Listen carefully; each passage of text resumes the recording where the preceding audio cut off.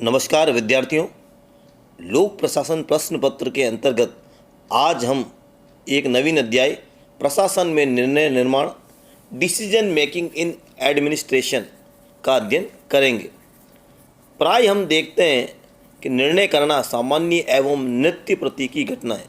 हम सभी हर समय किसी न किसी मामले में निर्णय लेते रहते हैं, चाहे वो मामला व्यक्तिगत हो या सार्वजनिक, महत्वपूर्ण हो या सामान्य। वास्तव में बिना निर्णय लिए कोई भी संगठन नहीं चल सकता है, और यदि किसी संगठन को दृढ़तापूर्वक चलाना है तो निर्णय ठीक होने चाहिए तथा ऐसे होने चाहिए कि उन्हें समय पर पूरा किया जा सके। अतः निर्णय करना सभी प्रबंध का सार है, चाहे वह निजी हो या सार्वजनिक। निर्णय करने की शक्ति को प्रबंध करने की शक्ति के समरूप मानना ठीक होगा। कोई भी सफल निष्पादक बनने की कल्पना नहीं कर सकता यदि वह निर्णय देने के योग्य नहीं है या गलत निर्णय देने की उसमें प्रवृत्ति पाई जाती है। एक बड़ा नेता एक विलक्षण सूझबूझ का विकास कर लेता है। इसका कारण प्राय ठीक निर्णय लेने की क्षमता होती है। फिर भी निर्णय करना जितना महत्वपूर्ण है उतना ही मुश्किल भी है, कठिन भी है। लोग निर्णय करने से जी चुराते हैं। कई बार हम देखते हैं कि किसी व्यक्ति को जिम्मेदारी दी जाती है कि आप निर्णय लें, तो उस काम से वो जी चुराने का प्रयास करता है। कदाचित ये ठीक ही कहा गया है कि निर्णय करने की अपेक्षा व्यक्ति तोप का सामना करना अधिक अच्छा समझते हैं। समाधान करने के लिए समस्याओं का बड़ा समूह, थोड़ा समय, बुरे परिणामों का भय, क्या निर्णय दिया जाए आदि कुछ ऐसी समस्याएं हैं जिनकी दृष्टि से समय बहुत कम होता है।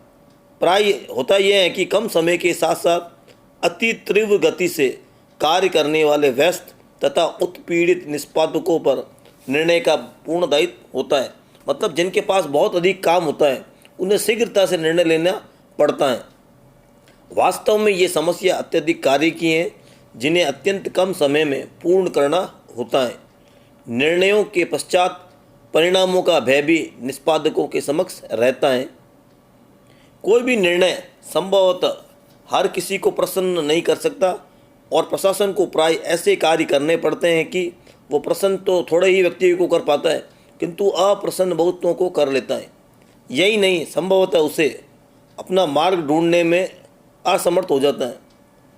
कई बार ऐसा होता है कि उसे ठीक ये ज्ञान नहीं होता कि उसे क्या निर्णय करना चाहिए। अर्थात संभव है कि विविध विकल्पों में से वह अपना मार्ग ढूंढने में असमर्थ हो। प्रोफेसर मार्च के शब्दों में, व्यापारिक संगठन के जटिल पर्यावरण में निष्पादक के समक्ष निर्णय की 3 चरणों वाली सदैव समस्या विद्यमान रहती है। बहुत सी समस्याओं में से जो उसके समक्ष हो, किस समस्या विशेष की ओर वो अपना ध्यान ले जाए। किसी समस्या विशेष की अनिश्चितता को हल करने में वो कितना समय, प्रयत्न, धन लगाए, मतलब कितना समय लेना चाहिए, कितना पैसा, कितने प्रयास करने चाहिए, ये भी एक समस्या है। समस्या के किस समाधान को अपनाए, निर्णय लेते समय किस चीज़ का प्राथमिकता दे, ये भी एक समस्या होती है। तो एक प्रकार से देखा जाए तो प्रशासन में निर्णय का अत्यंत महत्व होता है। अब आगे हम देखते हैं कि निर्णय किसे कहते हैं और विद्वानों ने इसकी क्या प्रमुख परिभाषाएं दी है। डिसीजन मेकिंग या निर्णय करना अथवा निर्णयन मानव की एक स्वाभाविक आवश्यकता तथा विशेषताएं। शाब्दिक दृष्टि से निर्णयन का अर्थ है किसी कार्य या कार्यवाही के संदर्भ में अपना मत या मन निश्चित करना।